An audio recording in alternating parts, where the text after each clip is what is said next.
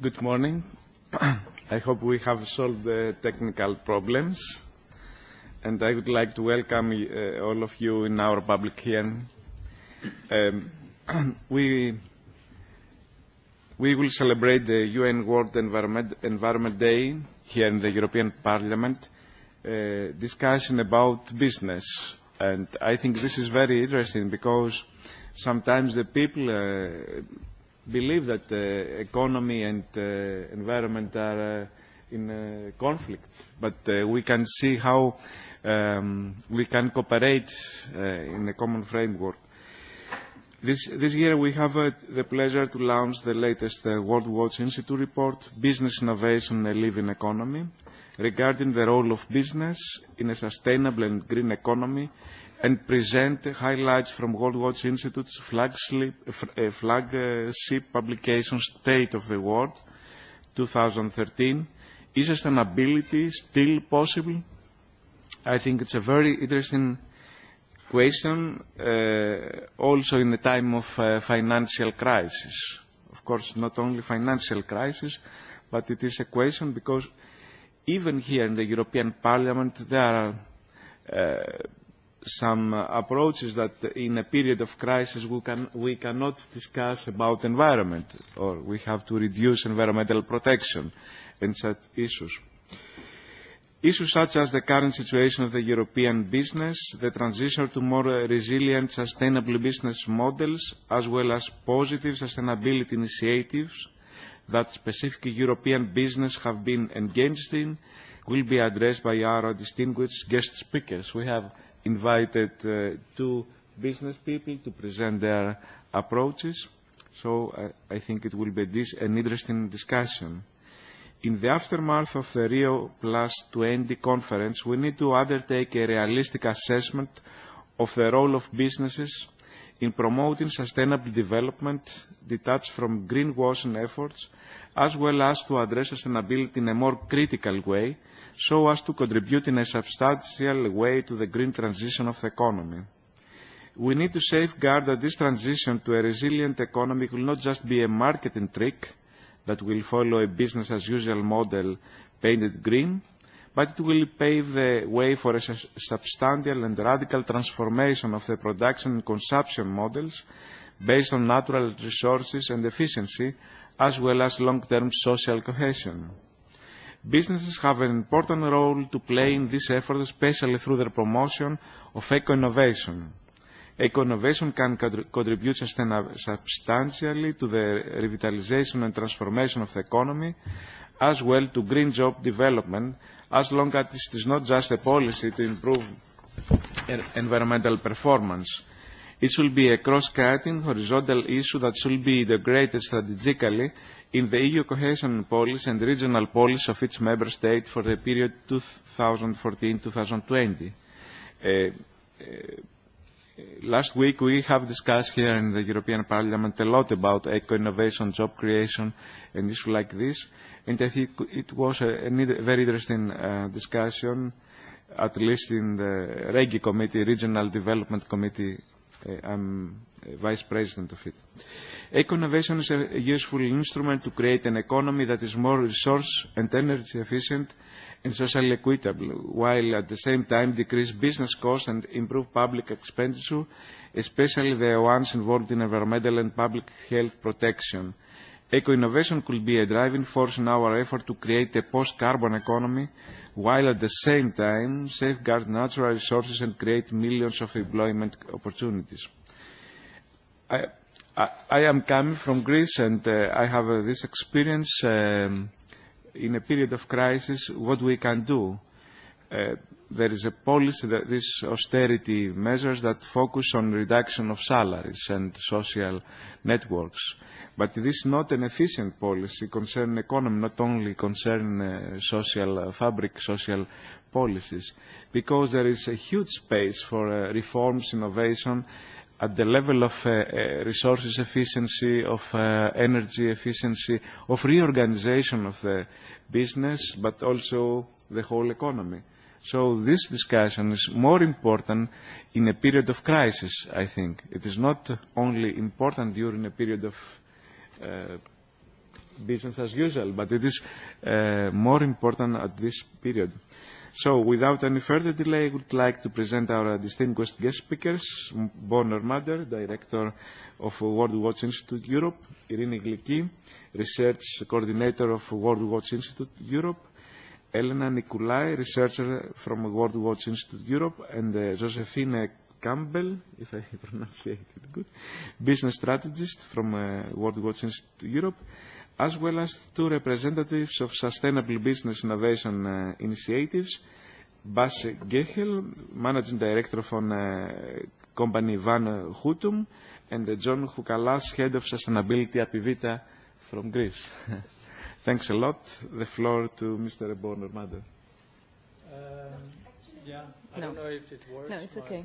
No, I think we'll go. We uploaded ours first, so we're going to go first. My name is Irini Gliki, and I'm the research coordinator in WorldWatch Institute Europe. I'm also an aspiring PhD student looking for the latest part of my funding for my proposal. Anyway, my colleagues, Elena, Josephine, and I, will be presenting to you the latest publication from WorldWatch Institute Europe.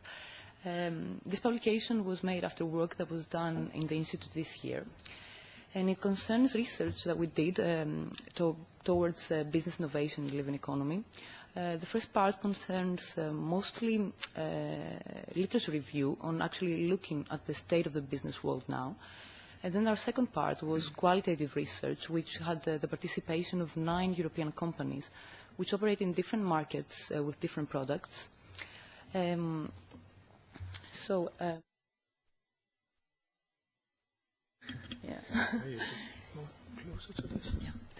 So today we're going to talk about how to build a living economy. What is a living economy? Then we're going to talk about business opportunities within the living economy.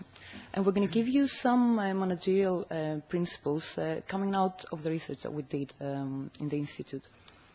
Well, the state of the world right now is that we are actually consuming 1.5 planets from natural resources. And actually the demand of the resources is increasing since population is really increasing. So in this state, business have to be prepared. They have to be prepared for unpredictability, whether that is policy, whether that is climate, and whether that's customer behavior. In a recent United Nations survey, from 760 CEOs, show that the main concerns they have is how can we reduce energy cost, how can we reduce waste production, and how can they deal with stakeholder expectations for sustainable innovation. Additionally, researches from CFOs show that they actually want to go towards engaging with sustainability, since they see a very strong link between sustainability, performance, and financial performance. As you can see in this paper recently from the Harvard Business Review, it shows that the result is that there's a very strong link. The companies who are actually inspired with sustainability, they actually have a higher financial performance, and they outperform their counterparts. And we did quite a lot of research in this field, and we found that there's a strong correlation between sustainability and financial performance within companies. Additionally, you can see also in this United Nations survey, amongst the CEOs from 27 countries, that individual customers, business customers, and government customers are the ones driving all the innovation and the initiatives within business. And this has risen from 2007 to 2010. So the customer behavior towards sustainability is changing, and it's becoming really, really important. Additionally, we found that in the past 2 decades, there has been a lot of public mistrust towards companies. And in some research, 83% of customers actually expect business to take, really to become actively involved in solving the environmental and social problems that the countries are facing. So to wrap up how we kind of looked at the state of the business world, we live in a very resource-scarce planet, and business has to find new ways to actually operate in order to achieve a prosperous future. In what we talk about as a living economy, real progress is not measured only in terms of financial profit. Restructuring our modern culture in a way that human well-being and happiness is enforced ecological sustainability becomes quite important, and we can create a viable economic future. That is the basis of the living economy. And when we go into the business world, this is translated into transforming the business culture completely, into working in partnerships with civil society, into maximizing resource efficiency and disseminating all this strain on natural resources that we are actually doing right now. And at the same time, of course, we need to create a positive financial return on investment. So business have to move into a different paradigm. They cannot continue this business as usual as it's been so far. But just being reactive to these challenges is not enough. We need proactive thinkers who can motivate people and business towards transformative innovation. In this model that we have illustrated here, which you can read about in the publication and my colleagues will also explain further, you can see that business can engage in a living economy in many multiple initiatives, but reducing, reusing and recycling, as well as maximizing energy efficiency, are all parts of this process. But this alone cannot lead to the living economy.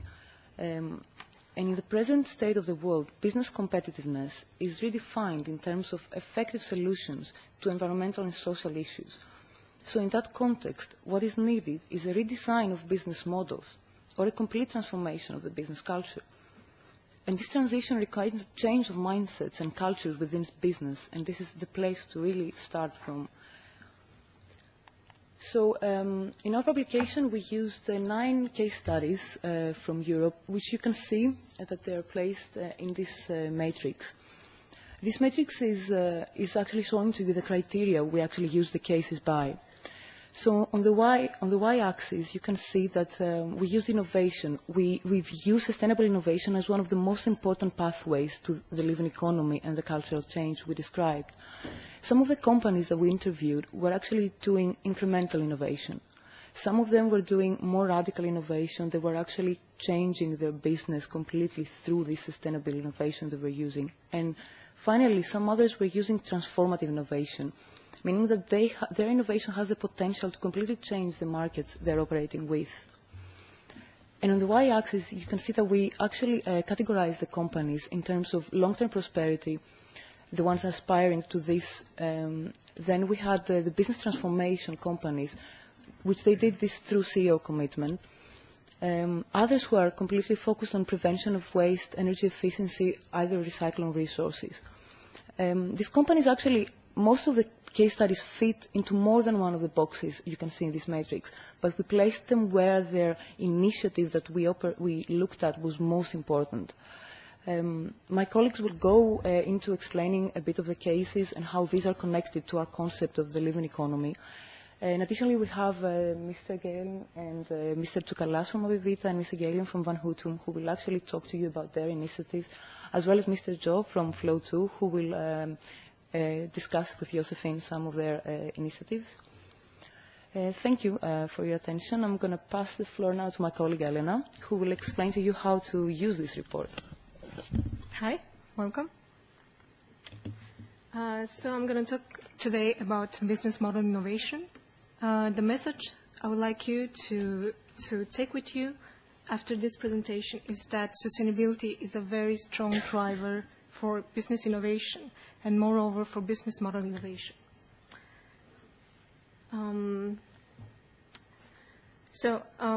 How to use this report? I'm going to use 3 approaches to business model innovation in relation to sustainability. I'm going to use 3 main findings in our research, and I'm going to use 3 cases to illustrate both approaches and both the findings. So what I'm going to do, I'm going to go back to the living economy model, which basically comprises 3 main approaches on how to do innovation.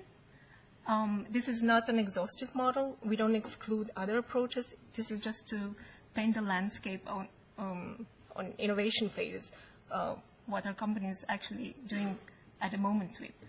So I'm going to talk a bit about the corners of this triangle. I'm going to explain a bit the rationale of using this triangle.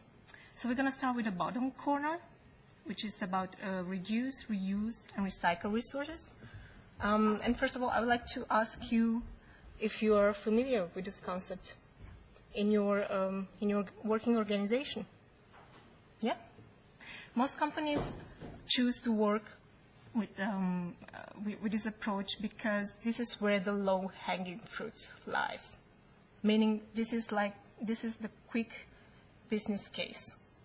This is the benefit that we can grasp in a very short time. And what I'm talking about here, I'm talking about, for example, recycling materials. I'm talking about reducing energy use, and I'm talking about reducing water consumption. So this is a very good point in starting a sustainability initiative. The left corner of our triangle, redesigning products and services. This is about novelty, bringing products and services to the market that are completely new, and this could give you a competitive edge in your industry. Then I'm going to move to the right corner when we talk about remodel the business. What does that mean? It means transforming our business model and even transforming our industries. Of course, this is a matter of scale.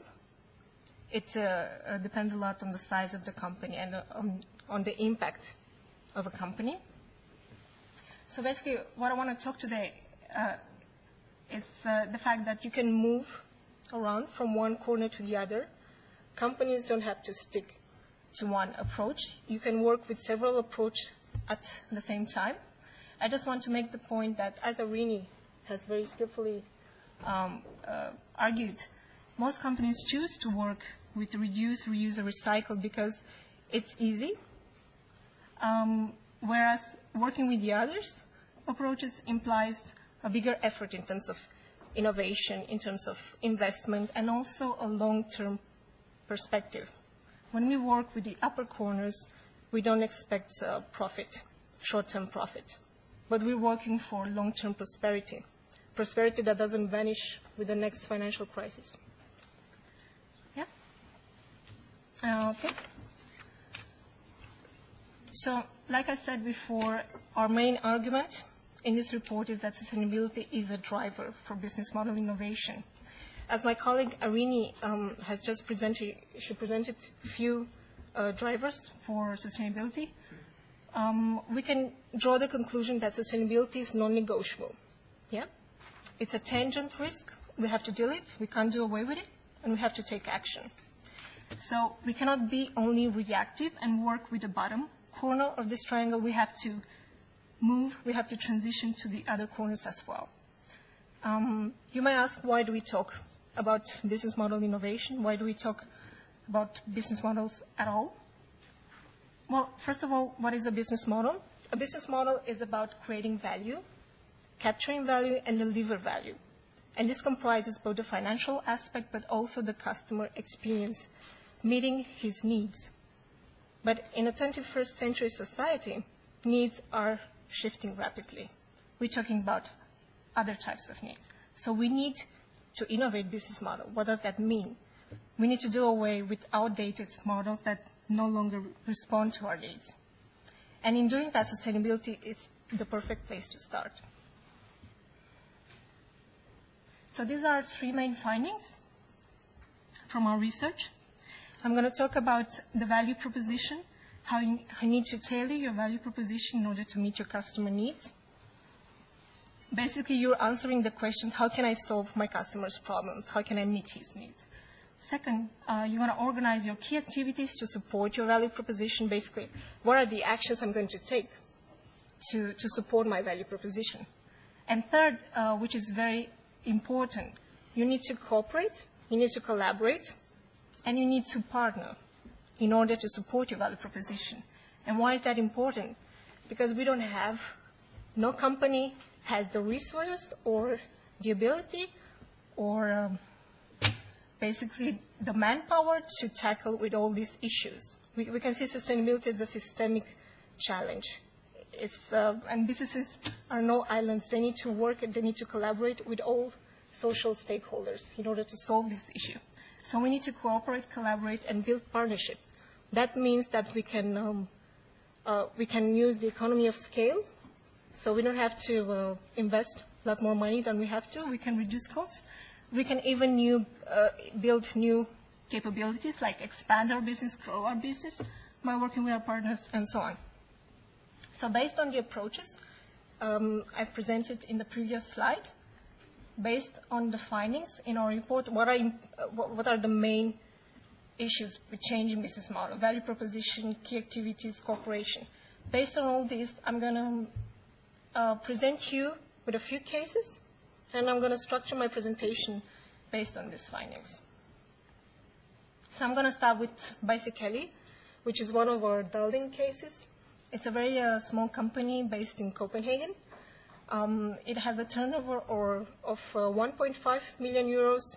It started in 2007 by renting bikes to tourists in Copenhagen, and they doubled their turnover every single year in Copenhagen, which is pretty amazing for a company which cannot afford to do communication or PR or marketing.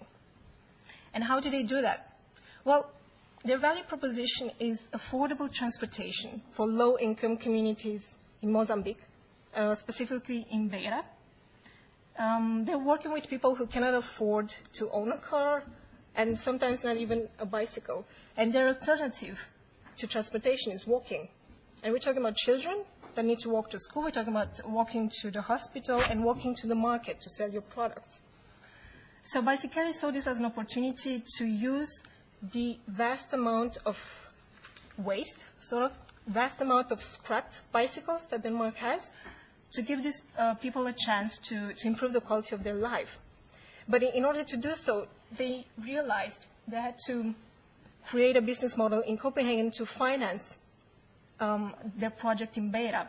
They want to create a perfect replica of their bicycle shop in Copenhagen in Beira. So to produce and to rent and to sell bikes to people in Beira. In order to be feasible, they need low prices. And to do that, what they did, so the value proposition is an offer of it's an affordable transportation offer to low-income communities. What did they do to get there? They collaborated with the Copenhagen municipalities. They collaborated with insurance companies and helped them get rid of the waste of the scrapped bicycles. And they shipped them to Beira. In Beira, they have trained mechanics. They've taken young people into their shop, and they trained them to repair, fix, and now they're selling and renting bicycles. And their main challenge is that they cannot keep up with the demand. So they're not only going to increase the number of shippings, they're going to create a new brand of bicycles. They're going to create bicycle frames. So this is a project in their pipeline. And they're planning as well to open a new shop in Beira. So the business is growing fast. And I would like to mention some of the benefits that these people in Beira are getting from using their bikes. For example, farmers, they'll normally walk to the farm, but now having a bicycle, they can use half that time, carry twice as much, and increase their income by 400%. So this is pretty cool. I'm going to go to my next case, NISP. This is an acronym for National Industrial Symbiosis Program, which I suppose you're familiar with. This is a project started by International Synergies, an UK-based company. This was started in 2003 and launched at a national level in UK in 2005 due to a government investment from a landfill tax fund, which meant that members in the network could join in for free, so there was no tax. What I'm showing you here is a picture from one of their workshops. For a fee, Synergies International is planning workshops where their members, which are normally companies, meet up and discuss possibilities for cooperation. Their value proposition is offering you a solution to your problem by exchanging your products or your services with another company. You earn money or you save money with this initiative. So basically, one example, if you have 20, 30 people in one room, in 2 hours you get 200 ideas. They actually have a software, which Josephine will talk a bit later, where they gather all these inputs from these meetings, and you have a picture of how many ideas you can have, what is the potential of this kind of partnership. So basically the benefits accrued by members in NISP are bigger than the sum of their individual efforts. So that's the value proposition of NISP. What we have there, this is due to an exponential learning curve in NISP. Okay, I can see I'm losing your attention looking at the coffee. Have a seat.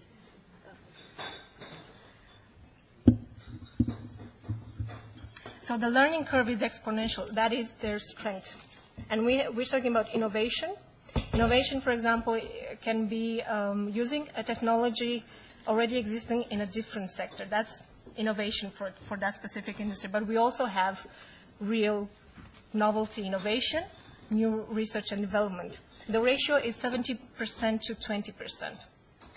I would like to just to mention one business case that I found very interesting within this network. It's about a company called John Poynton and Sons. They are animal renderers. What they do, they incinerate, they offer the service of incinerating animal carcasses, bones and meats that farms no longer need, so it's considered waste. They help other companies dispose of their waste. What happened to them? They were facing a regulatory threat. The government wanted to impose a tax on waste disposal, which meant higher costs for them, so an increased risk. What they did was join NISP and ask for help. And they got to talk to a cement manufacturer. And they discovered their waste, the ash, contains calcium components, which is excellent for cement products. So now what they've done, they've transitioned from animal renderer to biodiesel provider, excuse me. So now they're an eco-friendly company, and they're growing their business. They're maintaining their old business, but they have grown their business. They have developed, so it's more income for them. And it's also very good for the environment. We no longer have to cover landfill with, animal carcass ash. Okay, so I'm going to go quickly because I like talking about the report. I can talk until tomorrow. I'm gonna talk about Act Now. Act Now is an initiative created by Grundfos, which is a pump manufacturer in Denmark. It's a global provider of pump manufacture. We're talking about water pumps, air pumps, and so on. They realized 10% of the whole world's energy, it's being spent by pumps. So in order to ensure a good customer experience, they have to provide their customers with energy-efficient solutions. So they started Act Now in order to gather as many stakeholders as possible to support their mission, to find the energy-efficient solution and implement them now. That is because they realized, even though they're big companies, 3 billion turnover in 2012, they cannot do this on their own. So they have NGOs in the network, and they have municipalities, and they have business providers, energy solution business providers. I'm just going to recommend you. Unfortunately, we cannot use the internet. Yeah, we can use the internet, but we don't have the speakers. I was going to present you a very short movie, a 3-minute movie, which I warmly recommend for you to watch in your spare time. Act Now movement. Since time is pressing on me, I would just like to go to the next slide.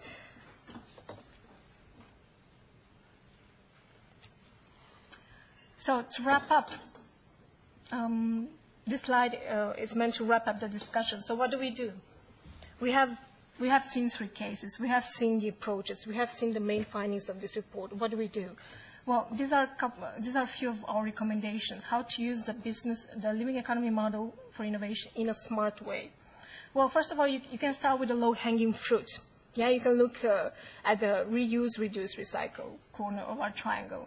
You can make gradual changes as your trophy attracts more followers. When I'm talking about the trophy, is showing people some of the benefits, because we know this implies a long-term perspective, and people get tired if they don't see something on the spot. For example, Van Houten has a wonderful trophy. They have public recognition for the efforts. They even had the prime ministers visit other companies, and I'm sure Mr. Gellin will tell you more about that. That is an example of a trophy. People feeling good about their job, coming to work to change the world, which is naive, but it's a thought most people like, most people enjoy. And then you can adopt new measures So you have to sort of assess your progress. You can revise the process with internal or external stakeholders to make sure you're on the right track. And if everything is good to go, transform your key activities in order to do business model innovation. And of course, lead by example, but Josephine will elaborate more on that. What I'm talking here, it's about top management commitment to sustainability. If you want to start a sustainability initiative, be committed and inspire people. I think that is the premise. And Josephine will talk more about it. I'm quickly going to my last slide because I want you to go home with this image in your mind. My last point would be that now that we have discussed a few cases, we can actually position the cases in this picture, right? Reduce, reuse, recycle.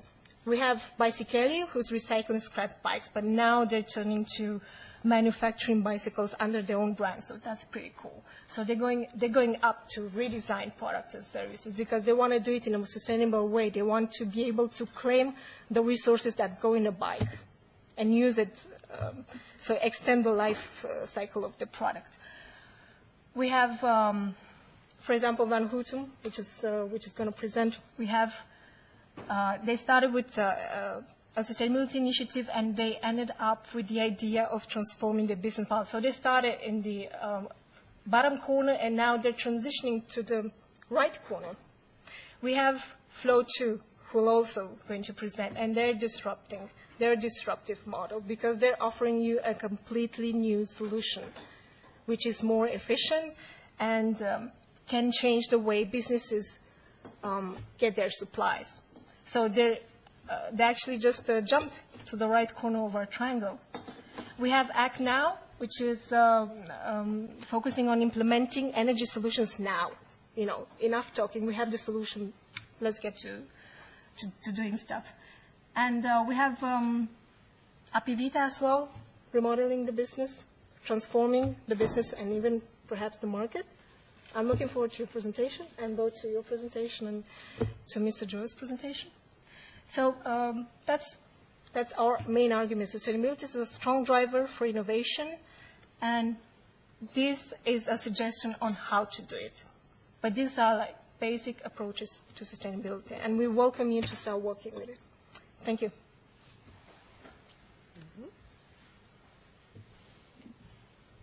So, hi, my name is Josephine Campbell. I'm a strategist, a business strategist. I am also a serial entrepreneur, and I also teach at Copenhagen Business School, beside working at WorldWatch Institute. So I'm the one with the managerial, practical perspective on the work that we've done. And first I'd like to thank Nikos for inviting us here. We are very happy to share our knowledge and our findings. So before I get real started, I'd like to share a personal story with you. When I first graduated from college, I got my first job as a research assistant for a professor in anthropology from Cambridge University, doing a research project for the European Union in the Amazon. And we were staying with this family in the upper Amazon by the Burima River. And the two young ladies on the picture are Valerie and Bernadette. They are the youngest daughters of the captain of the village who we were staying with, where we put up our hammocks. And we were staying with that family for a couple of months, as anthropologists do. So kind of fit in to the life in the village. And every morning I would go with Valerie and Bernadette to that river, and we would bathe, and I would teach them to swim, and we would wash our clothes. And later on we would pick up water in the river. And if we were going somewhere, we would put in the canoes into the river, to the same river, and we would sail to wherever we were going.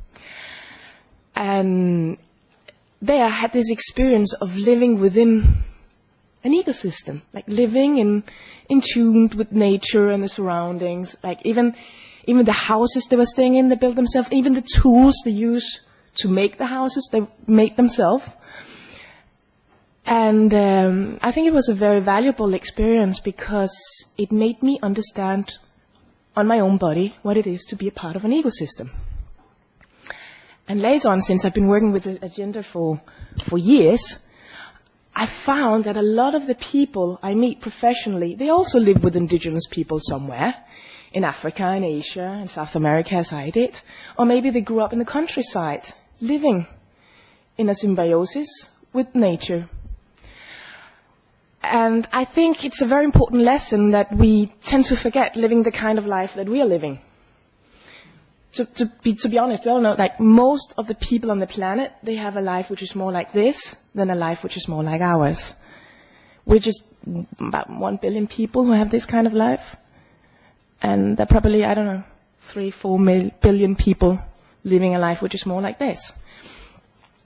And so us, this 1 billion people, we become a little alienated from what is actually the most natural thing in the world. So when we did the Living Economy project, we thought about what would be the most natural way of organizing business. And inspired by this picture, we created this picture. This is the image of a living economy. It's an economy which on a systemic level looks like nature. It's, if you ask me, even companies who don't acknowledge this picture, they're still part of an ecosystem. We are all depending on our suppliers, our customers, employees, other policymakers, other kinds of stakeholders. So whether you want to be in an ecosystem or not, you are in an ecosystem. Then you can work with the system or work against it. And the state of the present business is that a lot of companies from a paradigm from the industrial age are working against the ecosystem. But there's a change happening. A lot of new companies or a lot of foresighted companies, such as the cases we have in our report, are working with the ecosystem. But even companies like Nike are working with the ecosystem now and putting in an effort to become a part of it and harness the benefits. So it takes, for managers, it takes some other competencies than the traditional ones to work with the ecosystem. It takes a kind of management where you're more leveling with people around you. It's less hierarchical. You need to engage suppliers, employees, other potential partners. It can also be very beneficial to put your users in focus. And I'm talking about users, not target markets or somebody we just want to sell something to on any account. It's about people who are using the service or product that you're selling and who are gaining a real value from using your products and services. That's, to me, that's fundamental for sustainability. It's delivering something that has a real value. So if you look at the picture, some of the things that we chose to put in this picture are elements such as sustainable transportation, which could be on ships. There are the users in the lower left corner who have real needs and who are benefiting from consuming the service or product. And once they're done consuming it, whatever is left of it goes into waste facilities to be reused or recycled, and other resources being used in either in producing it, using it, or disposing it are also being reused and recycled so that it benefits the biodiversity and the natural habitat, the well-being, the quality of life, prosperity on a long-term perspective. And whoever is working in the fields or in the factories are working under conditions that makes them capable of working for a long time, well-balanced. And in the upper left corner, we put in some renewable energy, which could be windmills. There are many other options. So these are just a few examples, but what is important on this picture is the idea of the ecosystem. And we also see that the companies who work with sustainability are trying to open up and embrace the ecosystem. We just talked about MEP, who are facilitating use and reuse of byproducts from industrial production, what some people would call waste, but that they definitely say that is not waste, this is byproducts, valuable byproducts. And in one of the workshops, they map just these synergies. So an ecosystem can be far more complex than the cute little picture we did. These are potential synergies. So for a manager, one of the challenges is also to choose to focus on the right synergies, because there's so much to do. Once you start approaching your business as an ecosystem and see all its potential, there's so much to do. So,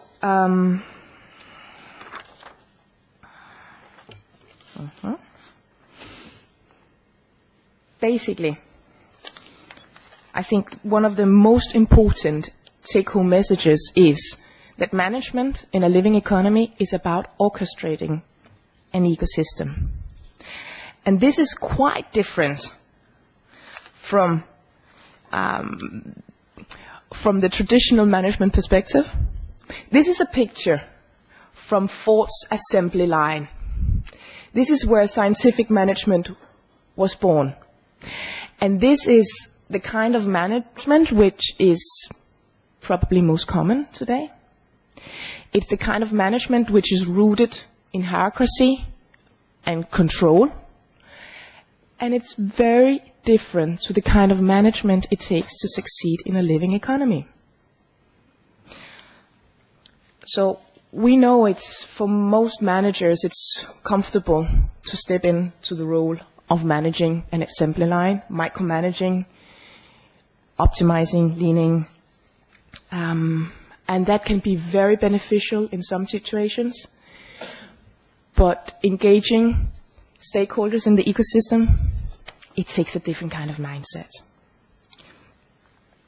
These are the 3 principles we developed in the report.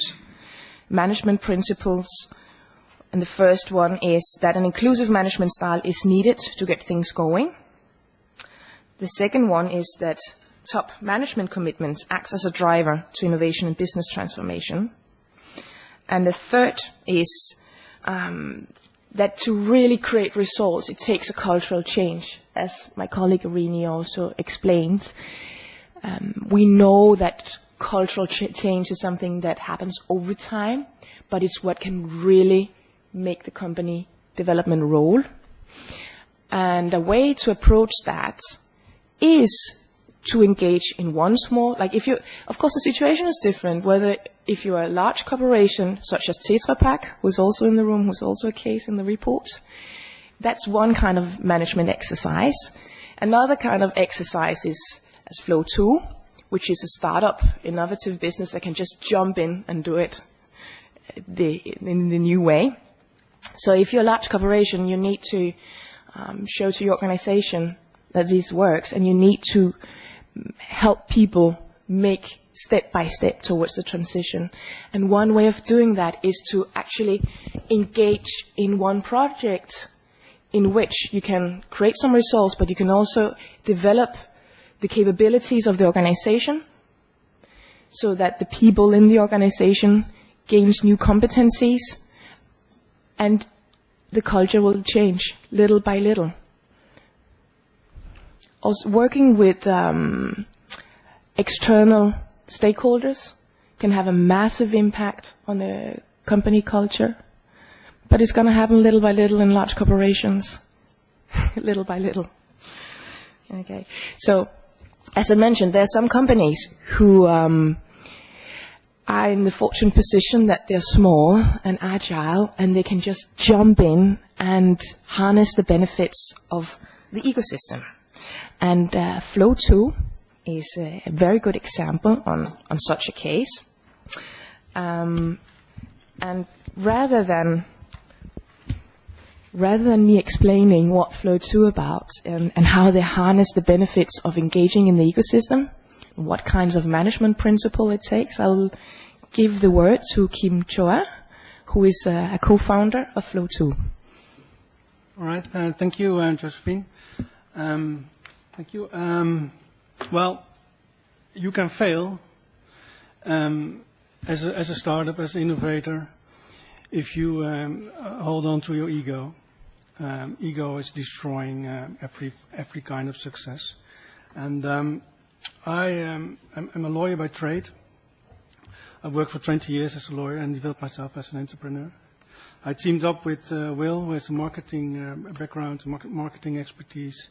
He saw the opportunity which collaborative consumption gave us in the market, the sharing economy, and we decided to step in and to develop a platform where companies, but also institutions like hospitals or government agencies, can share their assets. Their personnel, the skills and knowledge of personnel. It's a marketplace where idle equipment or the knowledge of personnel can be shared, hired, rented out, or sold. Part of making the circular economy, part of making the economy more resource efficient. I myself, it took about 10 years to develop myself more in a more balanced way as a person. I think that's one of the most important things. I understood that besides your own mind, the power to think and the power to reason, there's also the ability to feel and to listen to your intuition. And using both abilities, the ability to think about things and to get information from your intuition or your feelings, you get the whole picture and you can make sustainable solutions for yourself in private and in business. I wrote a book. And my book is a document. It's about, it's a small book. It's about 26 views. It started with an A, about change, and it ends with the Z of personal awareness. And it's my view on society, where it's important to have the balance between your mind and your reason, and for people to see that, in fact, you can live by fear or you can live by trust. On a societal level, I saw that that times are shifting. We go from a linear economy, from a linear top-down organized world towards a circular economy. And the circular economy, or a circular way of living, is all about the soft values. It's about love, about integrity, about sharing, about collaboration, about everything which we didn't grow up with in the end. Because the world we live in is a circular one, or is a linear one, based on reason, based on dependency, and based on social engineering. I believe that the world we are going to live in is based on self-organization, on self-regulation. It's about the ecosystem, the way the nature works into human society. So that's the way, from that set of values, from that morality, I inspire the professionals I work with. We work with freelancers. We are a network organization. We work with people who are experts in the markets. For instance, Lieke, who is developing the healthcare market. She studied medicine, worked in Africa, managed a couple of clinics, and decided, well, in healthcare, there's a lot of waste. And couldn't it a good opportunity for Flow 2 to step in and to develop more sustainable waste or less waste-focused hospital. We don't have any offices. We work at home. I talk to them on the phone. We talk in the car. We have dinner together. We have a coffee together, and it's all. And the only thing I'm responsible for is to see if the people get the real output we decided upon. And to conclude, it's all about trust. I have to trust them. I have to trust in the outcome as well. You can't force things, especially with this disruptive, radical business innovation we have. It's all about trust. In the end, it will come. We see the developments, but it will take some time. Thank you very much. So you see, this is a totally different way of managing than managing an assembly line at a Ford factory. It's some other components that it takes to make it happen and to make results. And I know for a fact that in some of the other business models that or companies that we presented to you, trust is also a key component. So if there's anything I'd like you to remember once you go home, is this image, the image of businesses as an ecosystem. And you're more than welcome to use this image if you need to use it within your organization, or any other images from our report, as long as you quote us. Once we get this image that we see as Mr. Kim Toa, once you see the world as a connected system and you understand business as a circular entity rather than a linear, then a lot of the decisions and the management principle will come about as a result from this understanding. And it is a challenge for many managers, as many managers are more comfortable with the old, what I would call the old-fashioned industrial paradigm of controlling people. So for some, the phrase of orchestrating an ecosystem might be a help.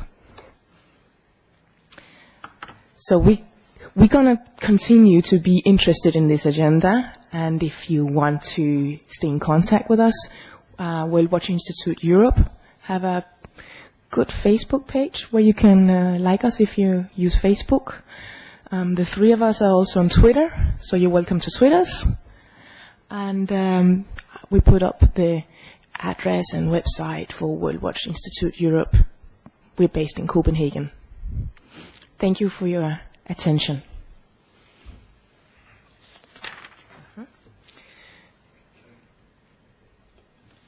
Yes, okay. Now we can give the floor to Mr. Galen from Van Houten. He should be presenting. Good morning. My name is Bas Gelen, company Van Houten. Would anybody like to go to the toilet first, or are you all happy? Have you ever considered the relevance of a toilet? And now I don't mean just the hygienic point of view, of course, but also a toilet in a business-to-business market is the business card of the organization. Imagine this impressive House of Parliament having a toilet like the worst camping place in Europe. Pick out the restaurant for tonight. Check the school for your children. A toilet is a business card. Now imagine that you could turn this cost center of a toilet into a small room with a big impact on sustainability. That everybody who's coming to your toilet, all your employees, your customers, your suppliers, your shareholders, everybody's coming there, and everybody sees, wow, even in the smallest room, they thought about sustainability. Wouldn't that be great? That's what our business does. We, and the basis, are a paper company, moved into the tissue business, toilet paper, hand towels. Then we moved into whole systems, dispensers, soap, everything for the toilet. And the environmental performance, by nature, always had been quite good. And it became ever more relevant. So today, we don't just sell paper. We help people with achieving their sustainability goals. with our products that black. Would you like to have it? Now, this morning, he couldn't imagine that he would be happy to receive a Toilet Pro. So much about the business. So how did this happen? And yeah, of course, of course. Yeah. Yeah, thank you.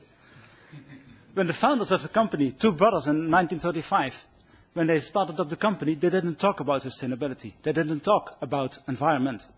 They had respect for the people. They had respect for the neighborhood.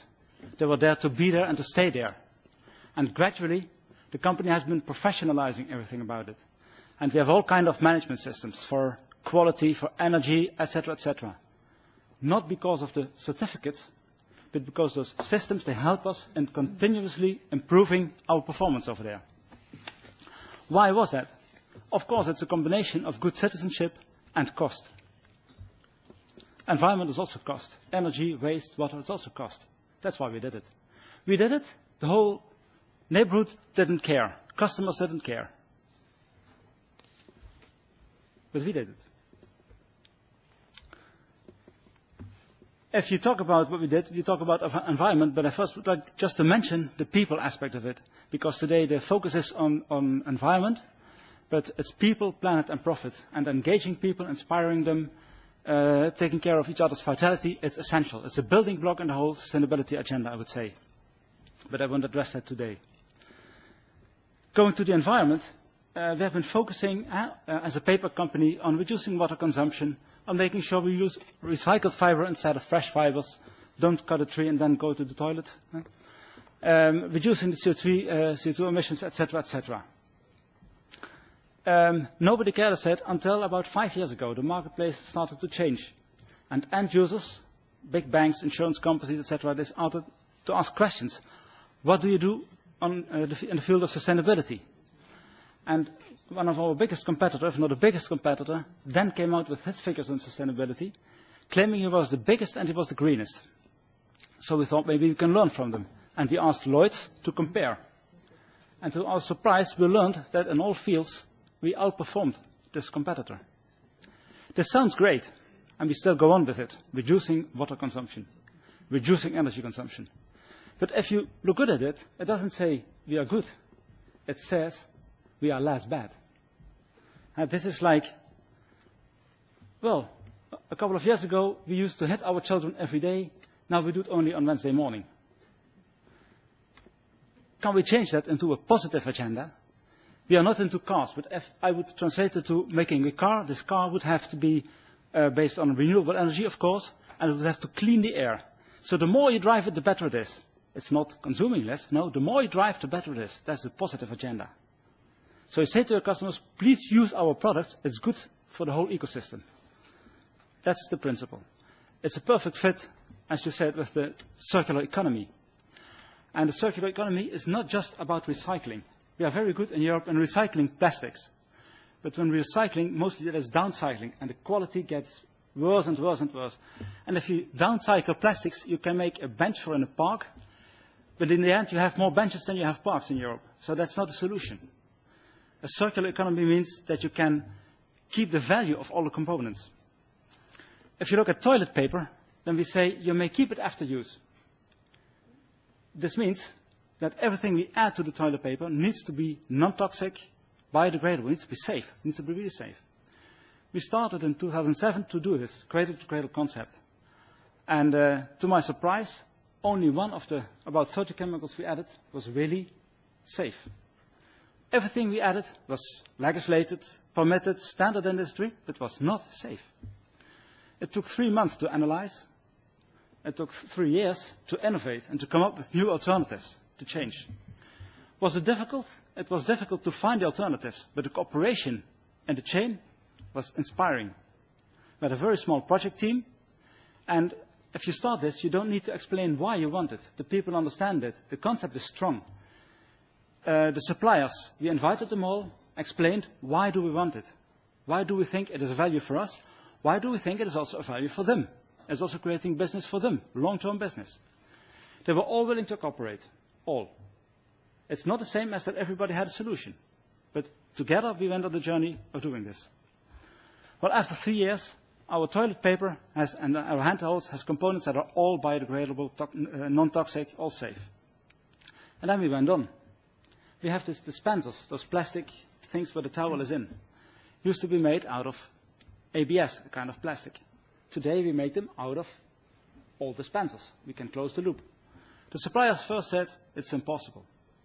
I don't do this. I will lose the quality. We talked and talked and talked and convinced, and now he has a solution for his waste. And our dispenser is cheaper than a fresh one. And he is very glad with us. This circular thinking goes on and on. If you recycle paper, you end up with a lot of short fibers and ashes and fillers that are on the paper that you don't need for a toilet paper. It needs to be soft absorbing. It used to be waste. To give you a clue, 1/3 of what we buy, 1/3 is non-usable. It used to be waste. It used to be burned. Today we bring it to a neighboring paper company who produces board. And in board, it is a raw material. And we buy that board to package our hand towels. So we don't talk about waste. And they talked about buying raw material. We talked about the cost of waste. Now we negotiate about the transportation cost of those 5 kilometers with a big smile. Coca-Cola, Heineken, they have bottles. They take back the bottles. They wash off the labels. The labels are very strong. They contain glass. It's a waste for them. We have changed our process, and we can eat the labels as raw material. All kind of closing loops. After 3 years, we had the first tissue produced with only safe materials. And we call it Satino Nature, and it was a green product, and nobody cared, because everything today is green and blue and safe, and it needed to be different. So the marketing company asked, what color then is safe to use? Because green, the color green, is zinc, is cadmium, is copper, is highly toxic. So the color green is almost impossible to make it really safe. So what is safe then? I said, well, black. Well, that's the beginning of Satino Black. And now you ask, I have a white paper of tissue, and you call it Satino Black? Yes, exactly. Because then you start to ask me questions, and I can explain and have a conversation about our ambitions and our visions. That's what we do. And then it is very important that we help our customers in explaining why they would choose for Satino Black. And if you would move from a standard tissue to a tissue of Satino Black, we will decorate the washroom with a tile explaining why you're moving from the former solution towards Satino Black. Are we finished? Far from that. I would think there are two main themes for us. One is energy, where as a paper industry, and not just as a paper industry, but we need heat. For many people, energy is the same as electricity. It's totally not. We need the heat to dry the paper. Where do we find renewable heat? Today we buy biogas. I'm not yet sure whether that is really the future. So any suggestion is welcome. And the other one is raw material. Just to give you an example, we are fully based on recycling paper. The Netherlands, where we are based, is very good at collecting paper. 80% of paper is collected. Unfortunately, we are also very good in exporting. So 50% of what we collect is exported to China. Because in Europe, we buy a lot of stuff in China, and they need to package it, and they don't have the recovered paper. So in our country, there are paper companies who import recycled paper out of the United States. Now think of this, for a toilet roll. So what do we ask? We ask our customers, please provide us with your paper, your office paper, and then we can produce your toilet paper out of your office paper. That's one way of engaging customers in setting up new supply chains. Summarizing, what I've learned over the last years is two main changes. One is, as a process industry, we always think inside out.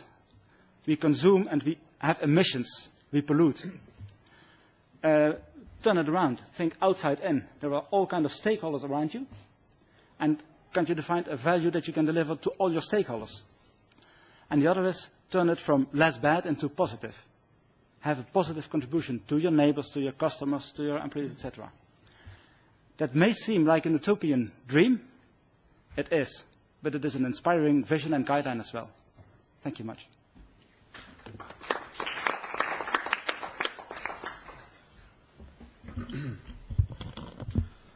does that work? I'm not very good with technology, so that's how it changes. I guess I'll figure it out.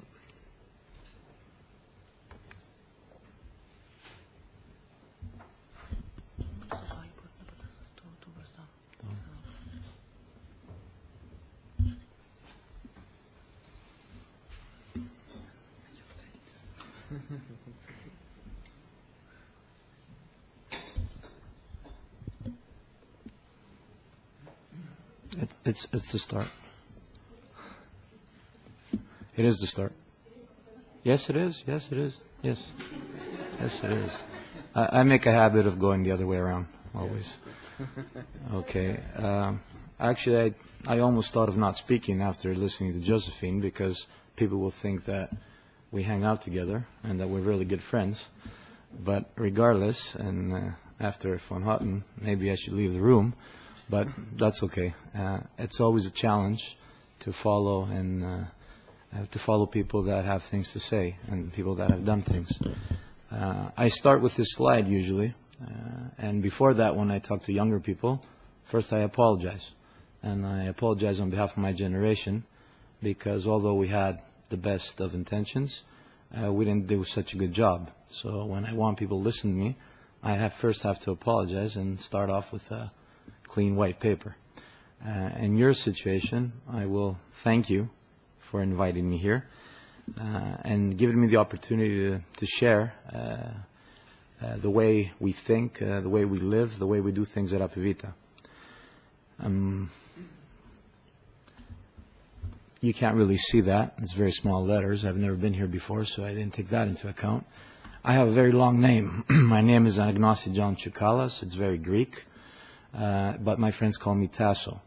The rest, I'm glad you can't see, because it's just titles. Titles don't really matter. What really matters is if you can positively contribute to society with what you do, and that's innovation. I'm very proud to be part of the Apivita family for the past 9 years. And as an environmental biologist, I'm very happy to be leading the efforts, the sustainability efforts of the company. Finally, after 9 years, I've been through different positions in the company, which is good because you get to see and learn how things work, and then you can create change if you have a circular view of what the company is all about. In the very beginning, I kind of caught myself questioning why I should be part of this company, because I was involved in environmental management, impact assessments, and stuff like that. And then I went back to basics, and I realized that, how do we call companies? We call them corporations, organizations, and in Greek, it's called organismi, organisms. And that's what biology does. And if we would apply the basics of biology to corporations, maybe things wouldn't have turned so bad after all. There's still room for improvement, I guess. It's never too late. Today I woke up in Brussels, and just like every morning for the past 9 years, I started my day with a spoonful of honey. After that, I took a few moments to thank 20 bees for offering me these 30 grams of honey, because they've worked their entire life to produce this, their 60 to 90-day life. At the same time, they've contributed more than 1/3 of all the fruits, vegetables, and nuts that we enjoy on our table, while giving us the pleasure to enjoy the mosaic of colors and scents that we see out in nature. Now, this is a very nice story, and they've been doing this for about 120 million years now. The story is, though, that this way of thinking and perceiving things is what should drive sustainability and what should drive people to innovate. We have to see things differently. We need to rethink before we reuse and recycle. We need to reinvent before we do all of that. And we should start by reinventing ourselves.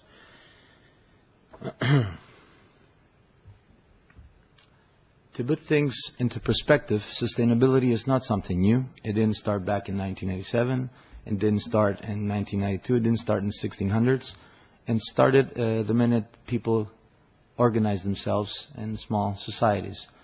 And in the words of Aristotle, who was the first to mention words such as autarkia, self-sustained, he said that we are what we repeatedly do, and he said that excellence, therefore, is not an act but a habit. He talked about self-sustained individuals, about self-sustained families. He talked about communities. He talked about locality, about local communities. And that's where it all starts. And that's the purpose of cities. That's the purpose of nations. Greeks claim everything. Okay, we did this too. Now, as a company, back in 1972, the people that inspired me to get involved in the company, the two founders, Niki and Nikos Chrysogelos, did not start this company to sell products. They started this company to share their passion and what they wanted to do with their lives. They're pharmacists, and all they did is put together tradition, nature, and science, and they produce natural cosmetics using plant extracts, bee products, essential oils, and they put all their knowledge into that.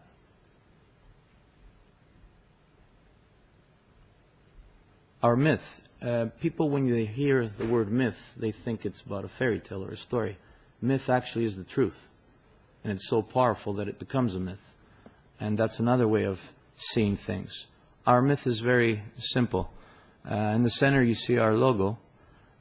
And we are very close and inspired by nature, by the rich Greek nature. It's got about 6,800 subspecies and 800 unique species of plants.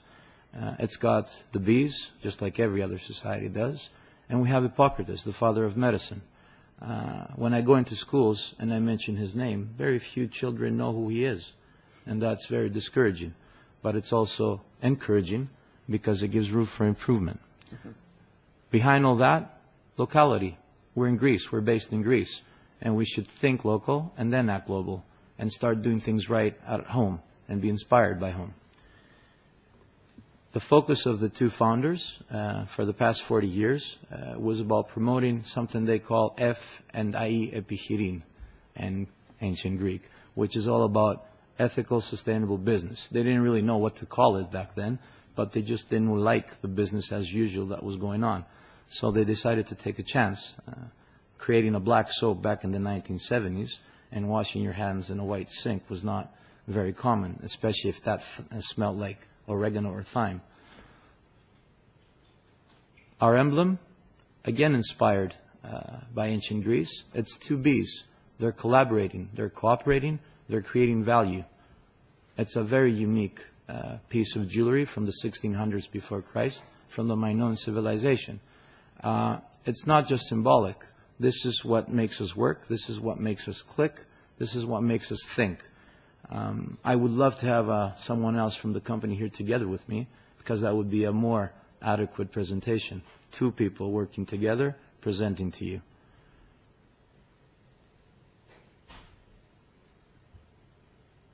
It's surrounded by the lyre of Apollo. It's not closed. The loop is not closed, and we'd like to keep it open for other reasons, for symbolic reasons, because things never end.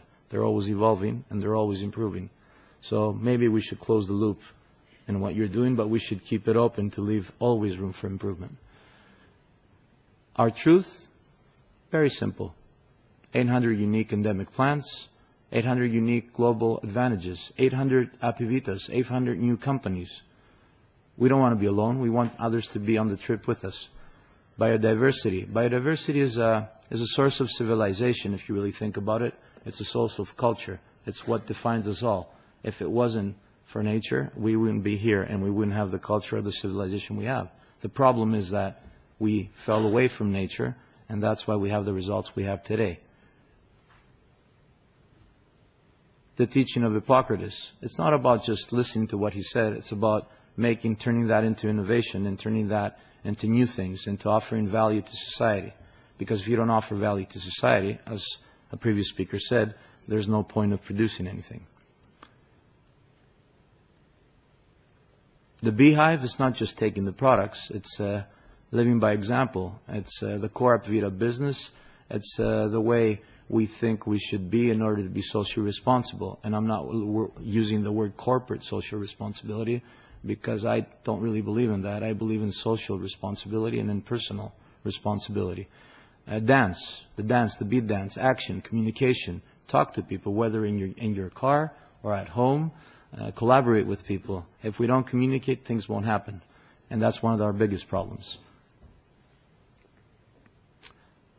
But believing in your dream and being passionate is the way you can contribute to sustainability and staying true to what you stand for. If you don't stay true to what you stand for, things don't happen.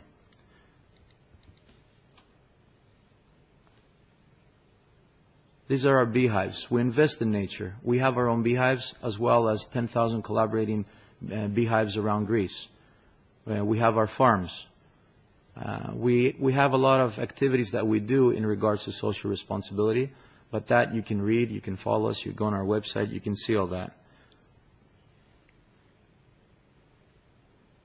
What I'm mostly here to talk about is that when we do things, we should be committed, and we should not only walk the talk, we should also talk the walk, because we should do both. And I'm very proud to be part of this company because they show every year that they strive to improve. They're doing well, but they can do a lot better, and they can do excellent. And this is what makes them very unique. And recently, they invested in a new bioclimatic factory. In a time of crisis in Greece, they invested 14 million euros to make a factory that they could probably make with maybe 1/3 of that money. But it wasn't about just making a beautiful factory and offices. It was about having it fully aligned with what they believe and how they do business. And they needed to do this because they needed to show by example that this is the way things should do. They could have ran away. They could have left the country. They could have went to produce things elsewhere with having a much bigger profit. But that would have been short term. They invested in this factory, but without the people they have, this would be just a building. And that's what we're focused on, investing in our people, investing in our partners, investing in the people that we collaborate with. It's not about selling products to 14 countries and services. It's above and beyond products. We want to believe that we should share and disseminate our philosophy and values with the people that come in contact with us, with the people that will come to this new factory. It's kind of like a focal point, a point of meeting with people, and we could share our knowledge and we could share what we do, and maybe others would follow in our footsteps as well. And for sure they can even make us better, because it's all about feedback as well. In the end, it's all about solidarity. It's about collective thinking, but if you really think about it, it's about personal responsibility. If we're not personally responsible for what we do, there's no point of collective thinking.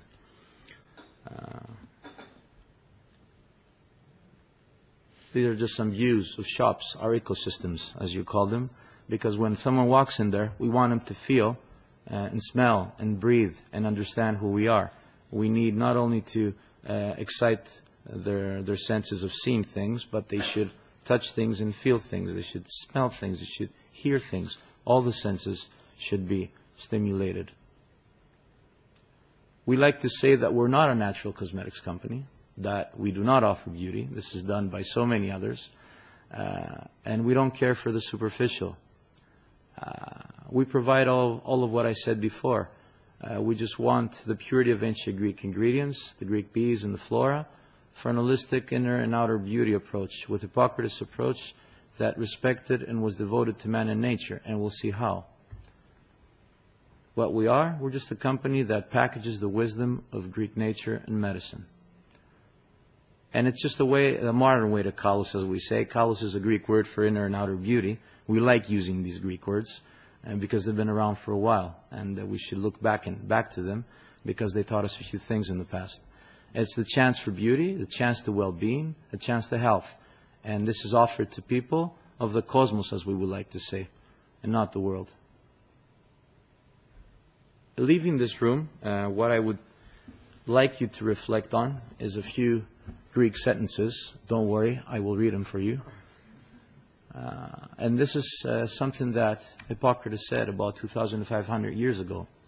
And it's very interesting because someone could say that he was some kind of a prophet, or maybe he was just a very logical man that observed and just said things that he observed. He said that "Kallion to prolαμβάνειν to therapevin," which is better to prevent than cure. I'm sure a lot of us find this very applicable to our everyday lives, whether it's at work or not. He also said that panto politi fisi polemion, everything in excess is opposed to nature. I think it's very, very modern these days. And he also said that do good or do no harm, ophelein imi vlaptin. And at the end, but not least, he said, ηγεμονικότητα των απάντων φύσης. This means nature is the most dominant ruler of all. But even though he was probably referring to the power of nature, I think he was prophetically referring to human nature. Because at the end of the day, it's up to us whether we're going to be able to enjoy what's all around us and whether we're going to be able to leave something behind for the people to follow. Thank you.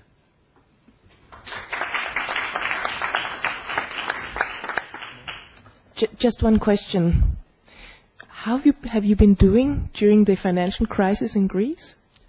For the past 5 years, we have been increasing our, I hate the word, sales, by double digits, 20-25% on average. And not only that, it's we are actually improving our performance as well. It's not just making sales. The triple bottom line, as I like to say it, is very good because we see that people are voluntarily contacting us, wanting to work with us, whether they're suppliers, whether they're customers, whether they're students, university students. So that means that on a social basis, you're doing something right. On an environmental basis, I think we're doing okay. We could do a lot better. And I think that going into this new factory is a very good chance to call it the zero moment of truth for us and start over. It's like ground zero. And I think that we will do a lot better in the future. When it comes to profit, we tend to think about that in the end. We're not very good business people, but it's working out so far. You're saying you're not very good business people and you are growing during a crisis in Greece? Yeah. Okay. It depends. It depends how you see it. It's not about business, as I said. I want to go back to work right now. I'm here because I'm invited, but I can't wait to go back to work. Okay. I like working on weekends as well. I'm just not just saying this. I was completely unaware of what natural cosmetics meant 9 years ago. And for the past 9 years, I've been fully immersed in all of this and tried to align it with what I knew how to do best. And I think it's working out because I have the commitment and the support of the founders. If without that, there's no reason of doing anything. And that's what made me buy into this idea. They believe it and they live by it.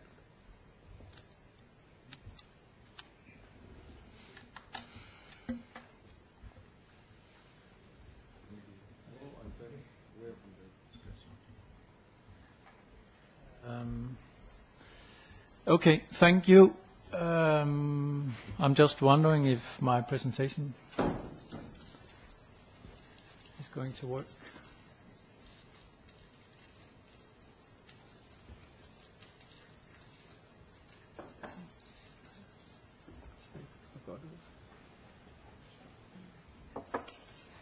Okay, well, it looks like there's some technical problems, but well, I can just start. My name is Bo Normander, and I'm the European Director of WorldWatch Institute. We have an office, a European office in Copenhagen, and we just opened that office about 2 years ago, so we are still a young organization, at least in Europe, but WorldWatch Institute is at the same time an old organization with headquarters in Washington, D.C. in the United States.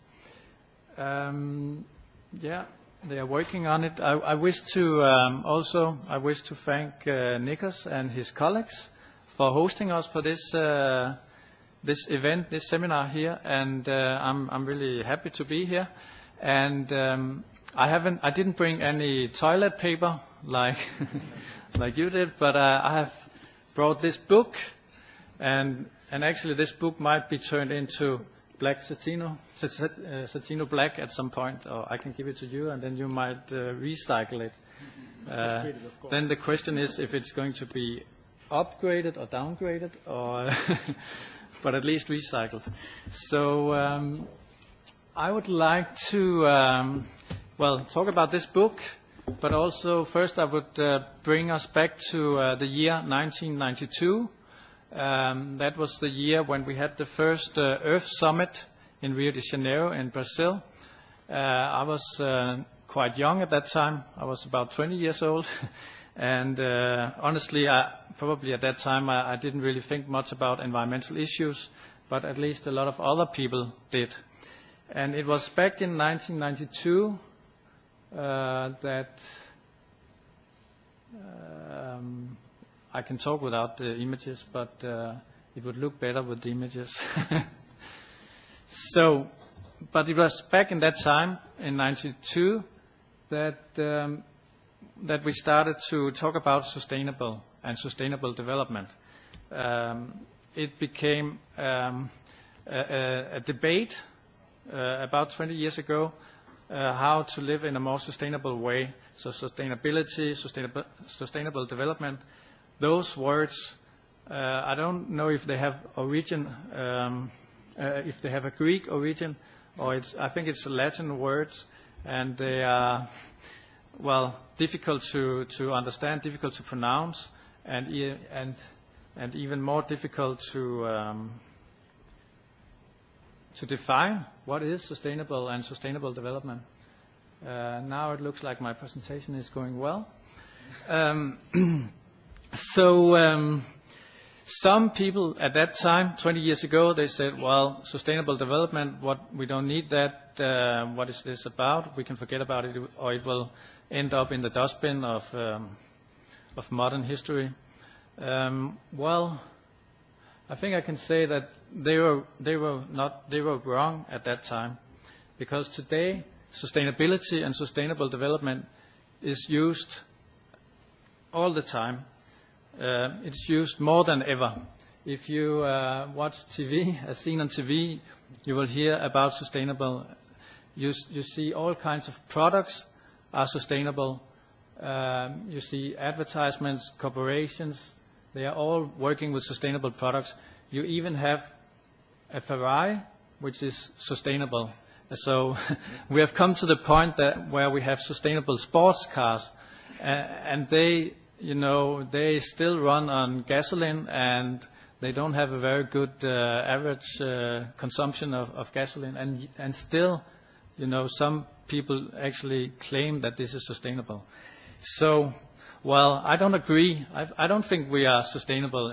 I don't think Ferrari is sustainable, or that we can use the word the way we are using it today. This is what we in WorldWatch Institute have named Sustainababel. And to babble, it's like saying nothing. It's like when babies, they are just saying some noises. And that's what we're doing today about sustainable. So putting together sustainable and babel is kind of Sustainababel. So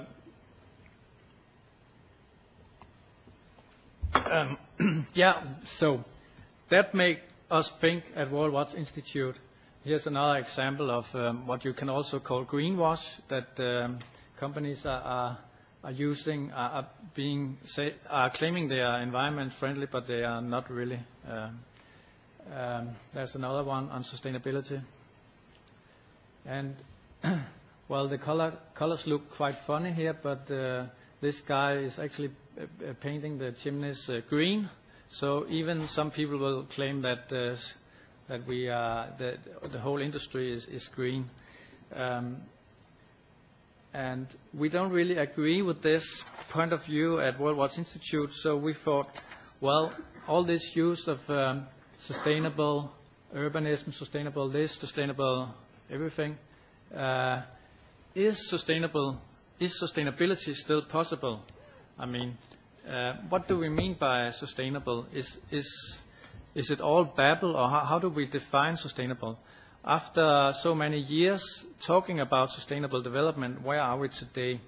And I really think that this Sustainababel that's going on for some years now is a dangerous phenomenon because it takes away our attention that we actually have some urgency, that we are actually far away from a sustainable development. We have a crisis, we have a financial crisis, but we also have an ecological crisis.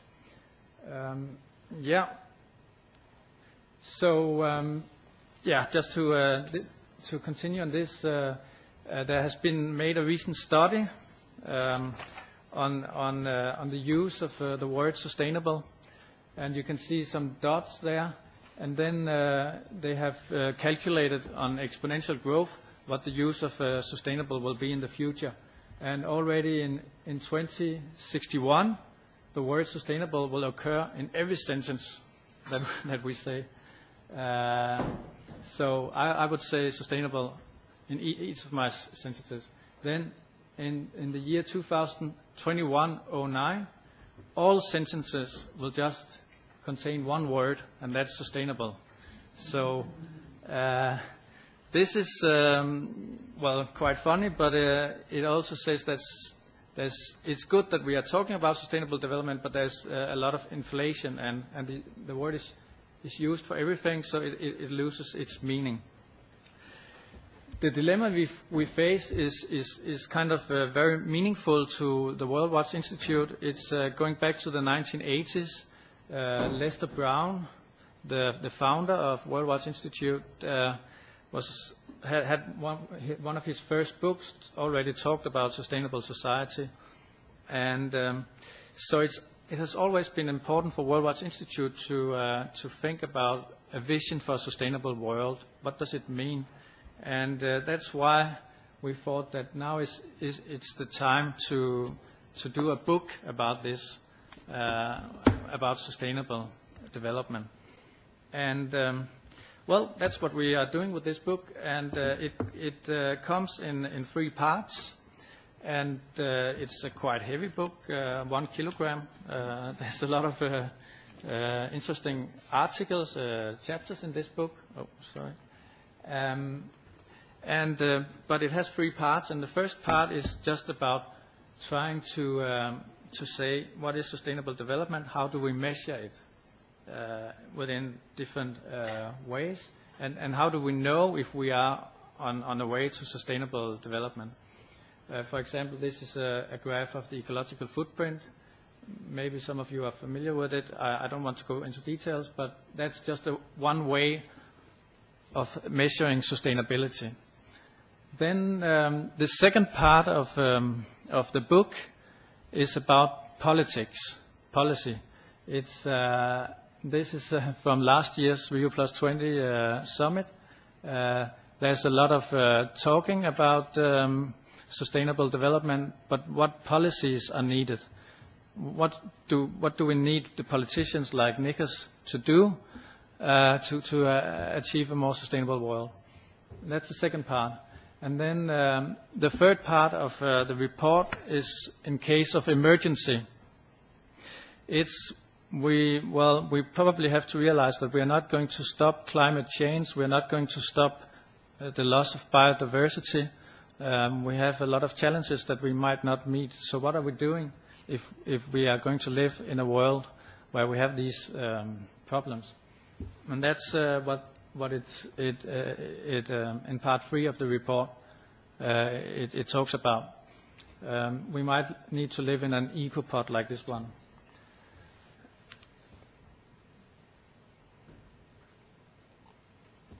Okay, I will not take you back to the ancient Greek, but I'll just take you back to 1968, because this photograph is taken back in 1968. One of the first astronauts to circle around the moon took this photograph, and it has changed a lot our mindsets, how we look at our planet, how fragile our blue planet is. But I also want to show you that back in 1968 we were actually more sustainable than we are today.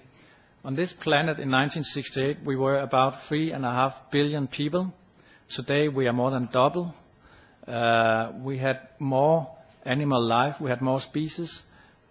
we didn't have the same. We had less emissions of greenhouse gases and so forth. We were actually more sustainable at that time. But even, in 1968, we were also moving away from true sustainability. There was a lot of consumption and so on. And what is true sustainability? Yeah, let's define it. It's living decently in the present without undermining the capacity of future generations to live just as decently. So for a long time we have been moving away from sustainability. But I would also like to be optimistic. It's not all gray. We have also done a lot of things to help a sustainable development. We have much better family planning. So the population growth is half the rate than it was in 1968. The ozone hole is healed. We have done a lot about, or the ozone hole is healing at least, and we have done a lot about air pollution and water pollution, especially in Europe. Our forests are expanding also in Europe. Some fisheries are restoring and so forth. So there's a lot of good things going on. We have also the whole, we have some great companies that are doing new innovation within sustainable business, and we have the whole development of renewable energy. So there's a lot of good things going on. But we also have a major challenge, and I would say that one of the major challenges is that we are all consumers. We live in consumer societies, and now we have a world where the middle class is growing, which is good, but it's also bad because then the consumption will increase and increase. And what do we do about that? We can see that more and more consumption will lead to more and more use of the planet's materials. It will lead to more and more emission of carbon dioxide. So it's difficult. We need to change the consumer societies. You may know James Hansen. He's a former NASA scientist, an expert in climate change, and he has done this doomsday scenario. If he has just looked at business as usual, so if we're going to use all our fossil fuels as we do today, then we will come to a point where all ice will melt, and there will be methane evaporating and so forth, and we will have an ice-free and human-free planet. This sounds really heavy, and of course not all experts will agree with James Hansen, but there's, it looks a bit doomsday-like. So I don't want to be, it's not all heavy going, it's not all dark.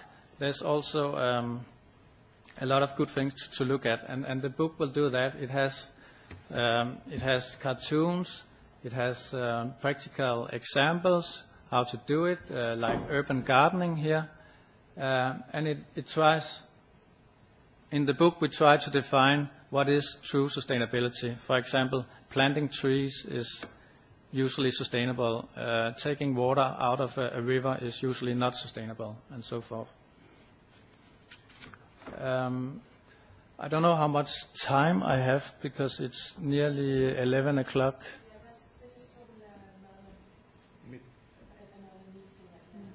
Okay, so I have to hurry up. Well, I just want to mention also that one of my favorite ideas to prevent this or to move in the direction of sustainable development is green taxation, or having taxes on carbon, having taxes on pollution.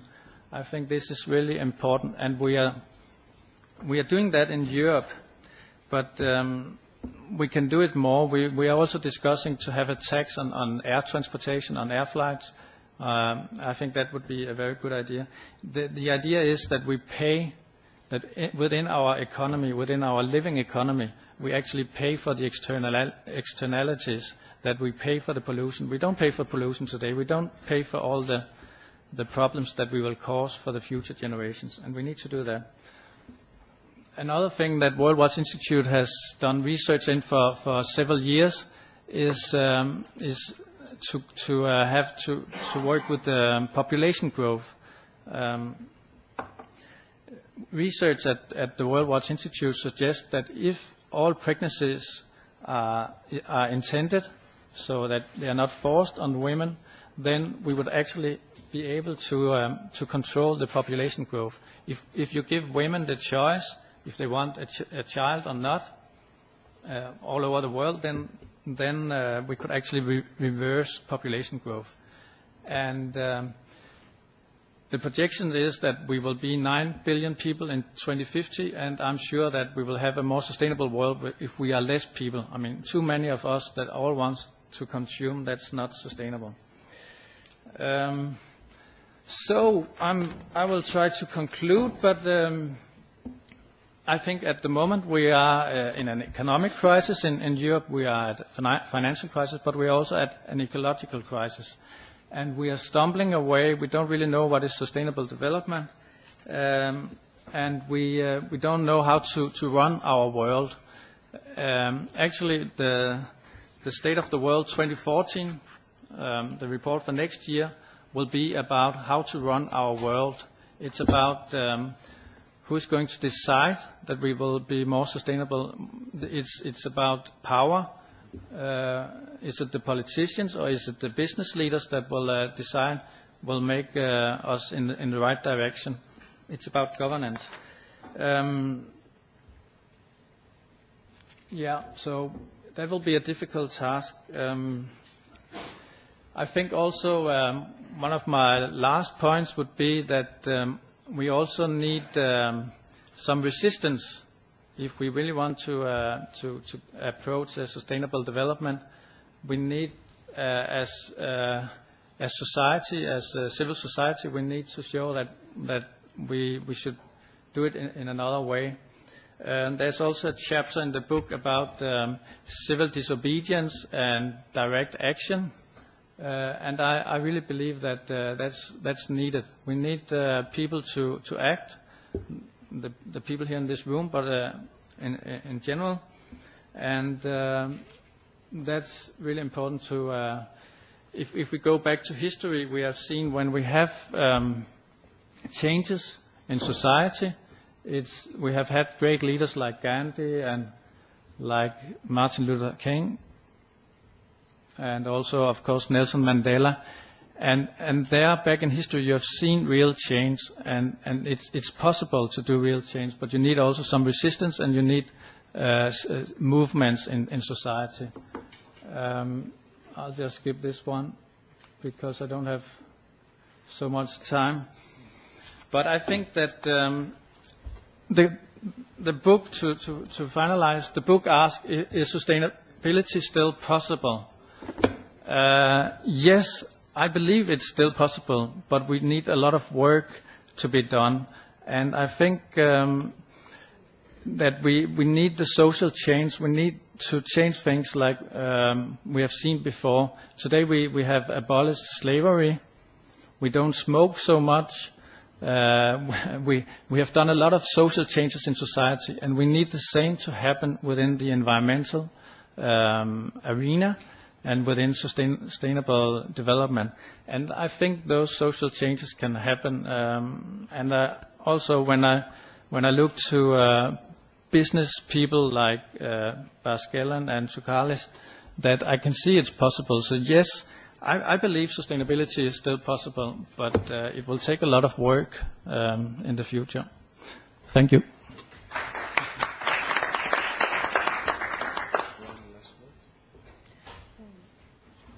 I'll be very, very quick. I was thinking while you were all talking that we discussed about the living economy, and I'm very glad all the 3 companies that actually discussed their work, they didn't talk about sustainability.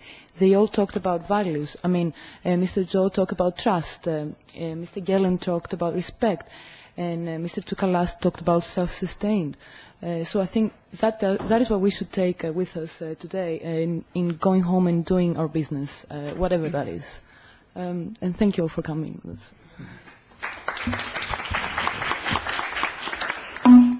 Thanks a lot for this interesting discussion. I think it was not just about money or about business or about environment, but it was also about values, about new way of thinking, and it was food for thinking. Thanks a lot.